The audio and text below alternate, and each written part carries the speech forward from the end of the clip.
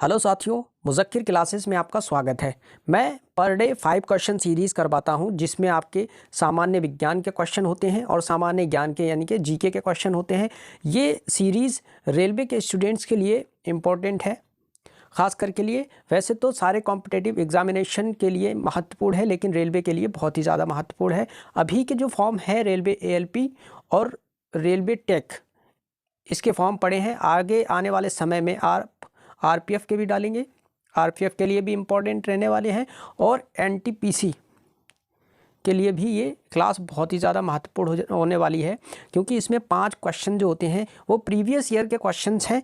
आप उनको बराबर सॉल्व करते रहिएगा। अगर आप 5 में से 4 भी अगर सॉल्व कर रहे हैं, वैसे तो 5 के 5 सॉल्व करने की कोशिश करिएगा, लेकिन अगर 5 में से 4 भी आप कर रहे हैं तो इसका मतलब आपकी पढ़ाई अच्छी चल रही है, आपकी तैयारी अच्छी चल रही है। चलिए बिना देरी के शुरू करते हैं, क्वेश्चन पर आ जाते हैं। पहला क्वेश्चन है, निम्नलिखित में संयोजी ऊतक के उदाहरण हैं।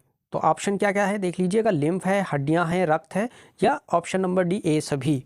तो आपने पढ़ा ही होगा संयोजी ऊतक के अंतर्गत क्या क्या आते हैं। लिम्फ भी आता है, हड्डियां भी आती हैं और रक्त भी आता है। इसका मतलब जो आपका ऑप्शन होगा, ऑप्शन नंबर डी हो जाएगा, ये सभी। लिम्फ, हड्डियां और रक्त, ये सब संयोजी ऊतक के उदाहरण हैं। अगला क्वेश्चन देख लेते हैं, क्वेश्चन नंबर 2। क्वेश्चन नंबर 2 क्या कह रहा है, निम्नलिखित में से कौन ऊतक का उदाहरण है। ऊतक का उदाहरण मस्तिष्क है, किडनी है, लीवर है या रक्त है। तो इसमें ऑप्शन नंबर डी करेक्ट होगा। रक्त जो है वो ऊतक का उदाहरण है। आइए अगला क्वेश्चन देख लेते हैं, क्वेश्चन नंबर 3।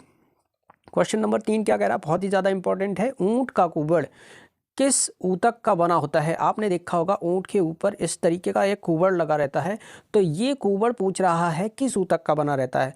तो आप देखिए, कंकालिए का बना रहता है। ये तो कंकाल तो होता नहीं है। पेशिये का मतलब ये सारी पेशियां होती हैं, पेशियां भी नहीं होती हैं। वसीय होता है या पस्थि का होता है।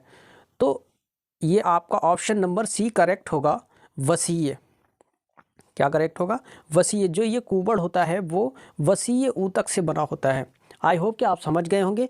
अगला क्वेश्चन देख लेते हैं, क्वेश्चन नंबर 4। क्वेश्चन नंबर 4 क्या कह रहा है, तंत्रिका ऊतक की इकाई है।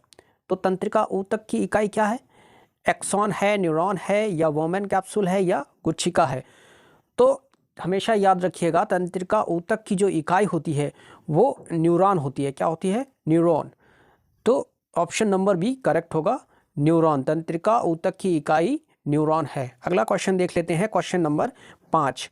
क्वेश्चन नंबर 5 क्या कह रहा है, निम्नलिखित में कौन सा ऊतक घाव भरने के काम आता है, या निम्नलिखित में से कौन सा ऊतक घाव भरने में सहायक है। ये भी बहुत ज़्यादा इंपॉर्टेंट है, अक्सर परीक्षाओं में पूछ लिया जाता है। रेलवे में तो कई बार आ चुका है ये। तो ऑप्शन आपके सामने क्या क्या है, एपिथीलियम, पेशिये, तंत्रिकीय, या ये सभी। तो हमेशा याद रखिए, ऊतक जो घाव भरने में सहायक होता है वो होता है epithelium. Option number A correct हो जाएगा। आपसे रिक्वेस्ट है कि अगर आपको अपने साथ साथ अपने दोस्तों की भी तैयारी करवानी है तो इस वीडियो को अपने दोस्तों के साथ प्लीज़ शेयर कर दिया करें। अगर वीडियोस पसंद आती है तो वीडियो को लाइक कर दिया करें। लाइक करने में आपका कुछ नहीं जाएगा।